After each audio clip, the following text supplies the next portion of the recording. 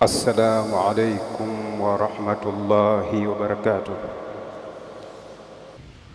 إن الحمد لله نحمده ونستعينه ونستغفره ونعوذ بالله من شرور أنفسنا ومن سيئات أعمالنا. من يهده الله فلا مضل له ومن يضلل فلا هادي له. أشهد أن لا إله إلا الله وحده لا شريك له، وأشهد أن محمدًا عبده ورسوله. يا أيها الذين آمنوا اتقوا الله حق تقاته ولا تموتن إلا وأنتم مسلمون. يا أيها الناس اتقوا ربكم الذي خلقكم من نفس واحدة وخلق منها زوجها وبث منهما رجالا كثيرا ونساء، واتقوا الله الذي تساءلون به والأرحام إن الله كان عليكم رقيبا. يا أيها الذين آمنوا اتقوا الله وقولوا قولا سديدا يصلح لكم أعمالكم ويغفر لكم ذنوبكم، ومن يطع الله ورسوله فقد فاز فوزا عظيما. أما بعد، فإن أحسن الحديث كتاب الله تعالى،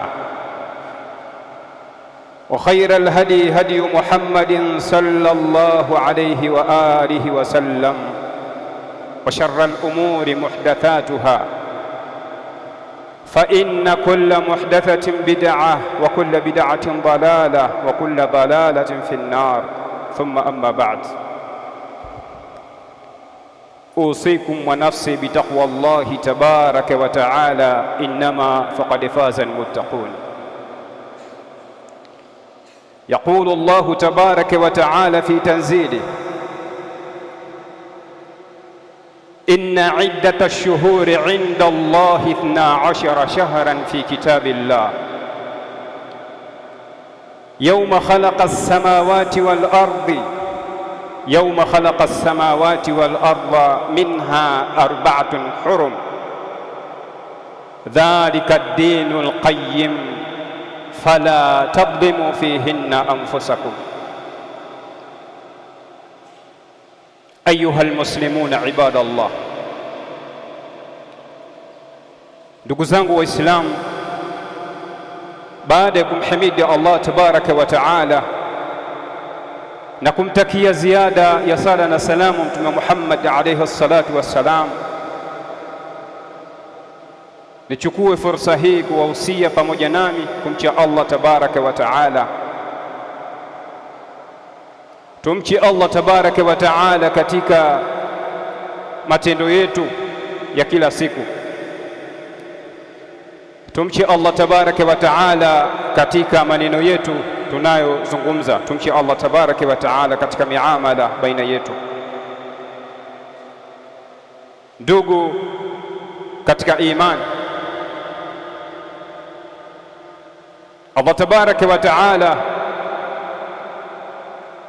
kwa kuhurumia umma huu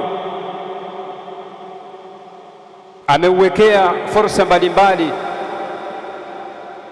kwa ajili ya kuziba matundu mbalimbali ambayo yangekuwa ni sababu kwa Muislamu, yangekuwa ni hatari kwa Muislamu. Ama kwa lugha yenye kueleweka zaidi kwamba Allah tabaraka wa taala anatuwekea misimu mbalimbali kwa ajili ya kujikurubisha kwake yeye. Allah tabaraka wa taala, hivi punde tumemaliza mwezi mtukufu wa Ramadhani, na kila mmoja katika sisi amejitahidi alivyojitahidi kujikurubisha kwa Allah tabaraka wa taala katika ibadati mbalimbali. Baada ya hapo tukaingia katika mwezi Shawwal, ikiwa ndani yake kuna salatu al-Eid, Eidul Fitri, lakini pia ikawa kuna funga ya sita min Shawwal. Waislamu wamejitahidi pia kuyatekeleza haya. Kama haitoshi, baada ya hayo ghafla imefika miezi mitukufu miongoni mwa miezi ya mwaka ama miezi ya Allah tabaraka wa taala. Kwa hiyo hizi ni fursa ambazo Muislamu atakiwa azitumie. Allah tabaraka wa taala anasema inna iddata shuhuri inda Allahi 12 shahran fi kitabillah, kwa hakika miezi mbele ya Allah tabaraka wa taala inayotambulikana mbele ya Allah tabaraka wa taala, ambayo imehifadhiwa katika kitabu chake, imehifadhiwa katika lauhil mahfudh, ni miezi 12.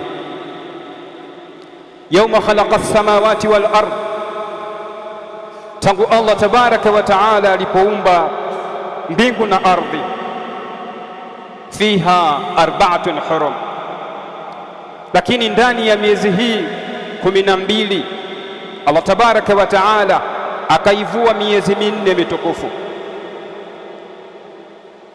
Dhalika ad-dinul qayyim, anasema Allah tabaraka wa taala, haya ambayo umeyasikia ni hukumu ya Allah tabaraka wa taala ambayo imesimama sawa sawa, iliyonyooka. Kisha akaendelea kusema fala tadhlimu fihinna anfusakum, msizidhulumu nafsi zenu katika miezi hii 4. Ndugu yangu katika imani, hili ni katazo ambalo linatoka kwa Allah mubashara, moja kwa moja, akitukataza tusizidhulumu nafsi zetu katika miezi hii 4. Kwa hiyo hakuna kugeuka kulia kushoto mbele nyuma, isipokuwa ni sam'an wa ta'a, lile ambalo Allah tabaraka wa taala anatutaka tulifanye na anatukataza, basi sisi hatuna kinyume na kutekeleza na kuacha lile ambalo ametukataza. Fattaqullaha ibadallah haqqa taqwa, mcheni Allah tabaraka wa taala enyi waja wa Allah ukweli wa kumcha. Wa'lamu anna Allah qad faddala ba'da al-azminati ala ba'dhi, na mfahamu kwamba Allah tabaraka wa taala amefadhilisha baadhi ya nyakati ama baadhi ya siku, amezifadhilisha, amezifanya kwamba ni bora ukilinganisha na siku nyingine. Waja'ala laha hurmatan wa makanatan 'azima, lakini pia siku hizi ambazo amezifadhilisha na kuziboresha, yani kuzifanya kwamba ni bora, akajaalia siku hizo kwamba ni siku tukufu, lakini vile vile ni siku ambazo zina nafasi kubwa mbele ya Allah tabaraka wa taala kuliko siku nyingine. Mtume alayhi salatu wassalam akaja kubainisha hii miezi mitukufu ambayo Allah ameitaja katika kitabu chake, katika hadithi ya Abi Bakrata radhiyallahu anhu, anna an-nabiy sallallahu alayhi wasallam qala, hakika Mtume rehma na amani zimshukia amesema, inna az-zamana qad istadara ka hayatihi, kwa hakika ya zama zimerudi katika asili yake kama zilivyokuwa. Vipi zama zimerudi katika asili yake kama zilivyokuwa? Katika jahiliya Waarabu walikuwa wanacheza na hii miezi, wanabadilisha majina ya miezi. Mwezi fulani wanapora lile jina lake na kupeleka katika mwezi fulani kwa ajili ya maslahi ambayo wanayajua wao wenyewe. Kwa mfano, mwezi Muharram ni miongoni mwa miezi mitukufu, na Allah tabaraka wa taala ameharamisha kupigana vita katika mwezi huu ama katika miezi mitukufu isipokuwa kwa dharura. Sasa wanapotaka kukengeuka mwezi Muharram, wanaupa jina la mwezi Safar kwa ajili ya kupitisha lile ambalo wamelikusudia. Mtume alayhi salatu wassalam alipofika na Uislamu ukapata nguvu ama ukawa na meno, akarejesha kila kitu katika pahala pake. Kwa hiyo kwa hakika zama zimerudi katika asili yake kama zilivyokuwa yauma khalaqa Allahu samawati wal arda, pale ambapo Allah tabaraka wa taala alipoumba mbingu na ardhi. As-sanatu 12 shahran, kama ilivyopita katika aya kwamba mwaka una miezi 12, minha arba'atun hurum. Anasema Mtume alayhi salatu wassalam, katika hiyo miezi 12 kuna miezi minne ambayo ni mitukufu. Thalathun mutawaliyatun, miezi mitatu ni yenye kufuatana, Dhulqa'da wa Dhulhijja wal Muharram. Kisha wa Rajab Mudhar alladhi baina Jumada wa Sha'ban, na mwezi wa Rajab ambao upo katikati kati ya mwezi Jumada na mwezi wa Rajab, muttafaqun alayhi.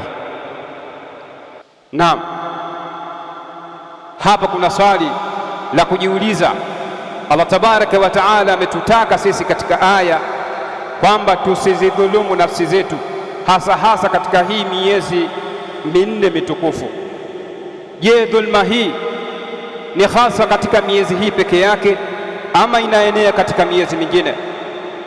Anasema Imamu al-Qurtubi rahimahullahu ta'ala, khassa Allahu al-ashhur al-huruma bidhikri. Allah tabaraka wa taala ameitaja miezi mitukufu minne kwa kuihusisha kwa ule ubora wake.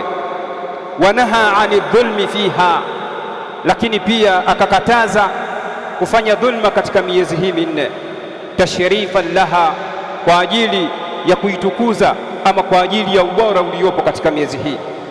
Wa in kana dhulmu manhiyan anhu, pamoja na kwamba dhulma imekatazwa fi kulli zaman, katika kila zama.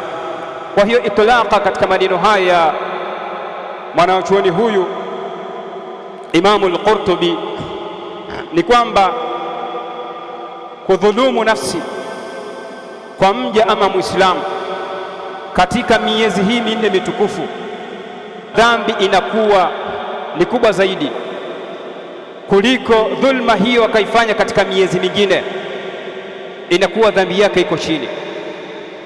Lakini hivyo hivyo unapokuwa umefanya jambo la kheri katika miezi hii minne mitukufu, basi thawabu zake zinakuwa juu zaidi kuliko kheri hii ukaifanya katika miezi hii katika miezi mingine isiyokuwa hii miezi mitukufu. Kwa hiyo ndugu zangu katika imani, hii ni fursa tunatakiwa tuitumie, kila mmoja aitumie fursa hii kwa ajili ya kufaulu mbele ya Allah tabaraka wa taala. Alhamdulillahi rabbil alamin wa bihi nasta'inu ala umuri ad-dunya wad-din, wa sallallahu wa sallam ala nabiyyina Muhammadin wa ala alihi wa sahbihi ajma'in, wa ba'd. Allah tabaraka wa taala anatukataza na kututahadharisha vile vile kutodhulumu nafsi zetu katika miezi hii mitukufu minne ambayo tumeitaja, lakini pia katika miezi mingine ya mwaka. Dhulma ni nini? Anasema Imamu al-Qurtubi, adh-dhulmu yakunu bimukhalafati amri Allahi tabaraka wa taala. Maana ya dhulma, maana shamil ni kwenda kinyume na amri ya Allah tabaraka wa taala. Allah kaamrisha hivi na mtume wake, na wewe unakwenda kinyume na yale maamrisho. Hii ni dhulma. Lakini vile vile dhulma zipo za namna mbalimbali. Dhulma zipo za namna mbalimbali. Miongoni mwa hizo, dhulma ya kwanza ad-dhulmu al-akbar, kuna dhulma kubwa, wa huwa shirku billahi ta'ala. Nayo hiyo dhulma ni kumshirikisha Allah tabaraka wa taala, kumfanyia mwenza Allah tabaraka wa taala katika ibada, sawasawa akiwa ni malaika ambaye yuko karibu naye, sawasawa akiwa ni mtume katika mitume ambao wamewatuma sawa sawa ni mja mwema, ukamchanganya pamoja na Allah tabaraka wa taala katika ibada, hiyo ni shirki. Kwa hiyo ukifanya hivyo unakuwa umeingia katika dhulma kubwa, wa na'udhu billahi min dhalik. Qala taala inna shirka la dhulmun adhim. Allah tabaraka wa taala anasema kwa hakika ushirikina ni dhulma iliyokuwa kubwa. Thaniyan dhulmu nafsi bil maasi, kuidhulumu mwanadamu ama muislamu kuidhulumu nafsi yake kwa kufanya maasi, mithlu alkadhibu wazina walghiba. Mfano muislamu akasema uongo, akaingia katika jarima ya uzinifu, lakini pia akawa anawasengenya ndugu zake. Hiyo ni dhulma ambayo muislamu anaidhulumu nafsi yake.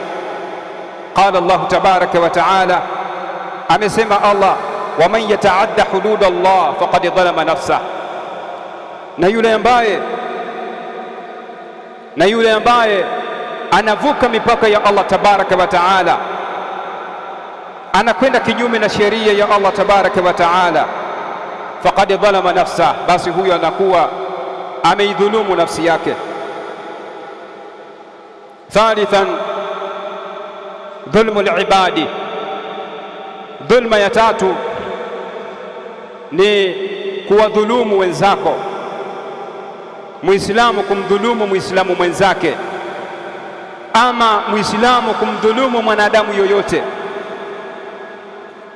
mithlu sarqa wa aklu al-mali bil batil wal i'tida'u. Mfano ya hayo, ukamuibia ndugu yako chochote au ukala mali yake kwa dhulma, kwa njia ya batil, au ukamfanyia uadui pasina haki. Anasema Mtume sallallahu alayhi wasallam, ittaqu dhulma fa inna dhulma dhulmatun yawm alqiyama, iogopeni dhulma, kwa hakika dhulma ni viza siku ya Kiyama. Dhulma itamzuia mja wa Allah tabaraka wa taala kufikia ile kheri ambayo ameitenda. Na la nne, tarkul wajibat, kuacha kutekeleza wajibu mbalimbali ambazo umewajibishwa na sheria, hiyo pia ni dhulma, mithlu tarku sala wa siyam wa ghairiha. Mfano kuacha swala pasina sababu ya msingi, na kuacha kufunga funga ya wajib na wajibatu mbalimbali ukaachana nazo pasina sababu ya msingi. Qala taala, amesema Allah mtukufu, waman a'rada an dhikri fa inna lahu ma'ishatan dhanka, na yoyote ambaye atapuuza utajo wangu, yoyote ambaye atapuuza sheria yangu, yoyote ambaye ataipuuza hii Qur'an, kwa hakika huyo atapata maisha ya dhiki. Atapata maisha ya dhiki hapa duniani, atapata maisha ya dhiki kaburini, lakini atapata maisha ya dhiki akhera. Kwa hiyo ndugu zangu katika imani, ni juu yetu kujiweka mbali kabisa, hususan katika miezi hii mitukufu ambayo ameitaja Allah tabaraka wa taala, kujiweka mbali na dhulma ya kudhulumu nafsi yako, kwani hiyo itakuwa ni jambo kubwa sana mbele ya Allah tabaraka wa taala. Rabbana atina fid dunya hasana wa fil akhirati hasana wa qina adhaban nar. Rabbana la tuzigh qulubana ba'da idh hadaytana wa hab lana min ladunka rahmah innaka antal wahhab. Wa aqimis salah.